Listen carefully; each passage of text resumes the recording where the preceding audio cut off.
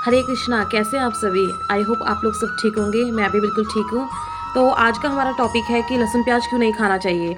बहुत से लोग के ऐसे क्वेश्चन आते हैं कि क्या लहसुन प्याज खाने से मतलब नॉनवेज को तो वो एक तरफ रखते ही हैं कि नॉनवेज वगैरह नहीं खाना चाहिए, मदिरा पान नहीं करना चाहिए, लेकिन लहसुन प्याज क्यों नहीं खाना चाहिए ये बहुत से लोगों को नहीं पता है। ऐसा क्या होता है कि जो लहसुन प्याज के अंदर होता है, या फिर वो हम लोग को भोजन में क्यों नहीं खाना चाहिए, या हम उसे कंठी माला पहन के लहसुन प्याज नहीं खा सकते तो क्यों नहीं खा सकते। ऐसे काफ़ी सारे क्वेश्चंस माइंड में आते हैं बहुत सारे लोगों के। वो चाहते भी हैं कि वो कृष्ण भक्त में जाएं, कृष्ण भक्त करें, राधा रानी का रूप में भक्ति करें। तो काफ़ी सारे लोगों के क्वेश्चन ये होते हैं कि लहसुन प्याज ठीक है नहीं खाना चाहिए, पर क्यों नहीं खाना चाहिए, ये इनके माइंड में क्वेश्चन रहता है कि वो कंठी माला धारण भी करें और लहसुन प्याज भी खाएं, तो क्या ये संभव है कि नहीं है। तो मैं आपको बता दूं कि ये संभव नहीं है, क्योंकि लहसुन प्याज हमें नहीं खाना चाहिए जब हमने कंठी वेयर करी हो तो, क्योंकि लहसुन प्याज जो होता है वो एक तामसिक भोजन में आता है, जो कि हम लोग के लिए अच्छा नहीं होता है। और जो होगा कि जो लहसुन प्याज है वो एक राक्षस का कहते हैं कि उनका एक अंश है, जो के दौरान में जब आपस में जब लड़ाई हुई थी देवताओं और राक्षसों के बीच में, जब युद्ध हुआ था, तो ऐसे कथा में कहा जाता है कि जो इन दोनों के बीच में युद्ध होने के बाद जो चालाकी से जो अमृत था जो देवताओं के पास जाना था, वो इन्होंने असुर ने ऐसा किया था कि देवता बन के आ गए थे वहाँ पे, और आप लोगों को भी पता होगा कि उन्होंने वो धोखे से पान कर लिया था उस चीज़ का, जिस वजह से विष्णु भगवान को गुस्सा आया कृष्ण जी को, तो उन्होंने अपने चक्र से उस राक्षस का धड़ अलग कर दिया था, जो दो पार्ट में अलग हो चुका है, जिनको हम राहु केतु के नाम से जानते हैं, जो कि अलग ग्रह बने हैं। और उन्हीं का कुछ अंश था, या रक्त की बूंद रही होंगी, या जो भी था वो जो हमारा धरती पे गिरा, तो उसी से ये लहसुन प्याज उत्पन्न हुए हैं, ऐसा कहा जाता है। तो इस वजह से ये एक मतलब है अमृत का। मानसिक भोजन का अर्थ ये नहीं है कि आप बिल्कुल ही मांस मदिरा वगैरह, ये बिल्कुल ही अलग टॉपिक हो गया है।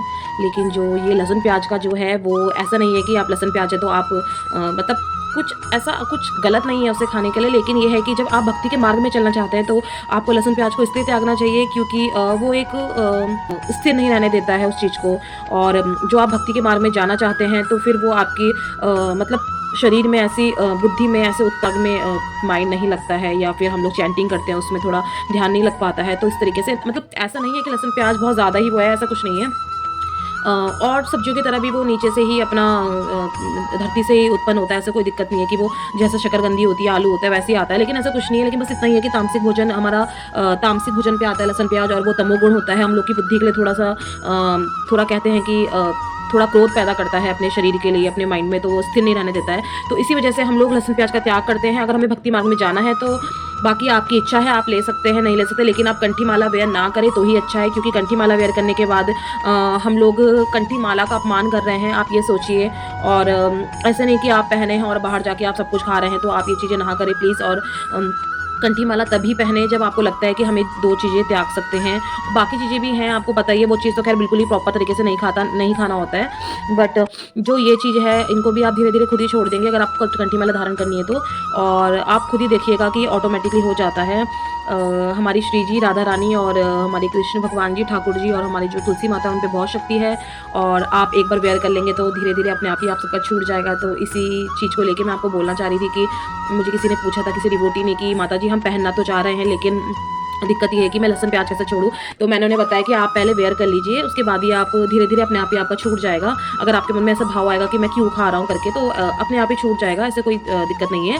और आई होप अगर ये चीज़ें सही रहेंगी तो आगे हो सकता है आपकी कंठी माला जो है वो 2 से 3 राउंड में भी कन्वर्ट हो जाए। तो इस चीज़ को लेके कोई ज़्यादा इतना बड़ा इशू है नहीं, तो आप धीरे धीरे अपने आप ही छूट जाएगा। तो इसी चीज़ को लेके मैंने आपको ये छोटी सी बात थी जो मुझे आपको बतानी थी। बहुत से लोग कन्फ्यूज़ होते हैं, तो अगर ऐसी कोई छोटी मोटी बातें हैं जो आपको समझ में नहीं आती हैं, आपको पूछनी है, तो आप मुझे बता दीजिएगा, कमेंट कर देना आप मुझे। और आप मेरे चैनल को लाइक और सब्सक्राइब करना ना भूलें। और आपको कुछ भी पूछना हो तो प्लीज़ आप कमेंट में मुझे पूछ लीजिए, मैं आपको दूसरे दिन उस चीज़ को लेकर वीडियो बनाने की पूरी कोशिश करूँगी। तो राधे राधे, हरे कृष्णा।